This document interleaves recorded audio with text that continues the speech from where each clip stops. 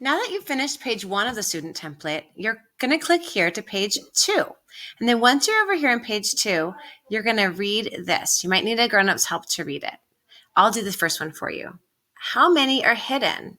So here's the important thing to know. There are 5 beads total. So put up your hand for 5 fingers.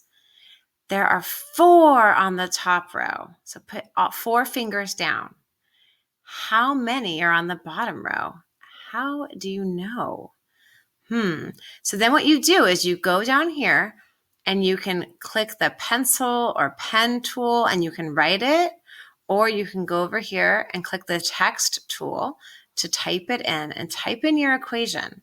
I'm going to show you for this one. So I'm going to click the pen tool. I'm going to say how many are on the top? 4, yeah. Plus how many are on the bottom? Did you figure it out with your fingers? Yeah. 1 equals how many are all together? Yep, that's 5. Now here's the cool thing about how these work. You can also come right over here to the move tool, click the move tool, and then after you've written your equation, then you can move the cover to check your answer. So come over here and say, did I get it right? Did I get it right? Yay, I got it right. Then you can put it right back. Then you're going to go over here to page 3 and do a very similar problem. And this one is going to tell you how many are hidden. Okay, listen carefully. There are 9 beads total. There are 7 on the top row. How many on the bottom row? How do you know? So don't just go and move it. Try to figure it out and see if you can be a number detective. Yeah? So 7 on the top.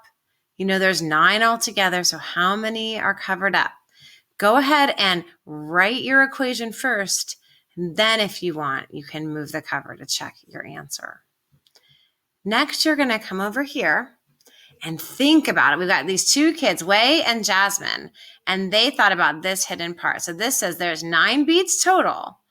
So Wei wrote 5 plus 4 equals 9. That's what he wrote. And Jasmine wrote 9 minus 4 equals 5. So here's the question. First of all, do you agree with Wei or Jasmine or both? Why? And then use the microphone right over here to explain your thinking. And then our super challenge is, can you think of another equation to show what's happening on this number rack? And then you're going to type or draw it right here. The very last thing you're going to do is come right over here to the 5th page of the student template. And here we have, there are 9 beads total. There are 7 on the top row. There are 2 on the bottom row.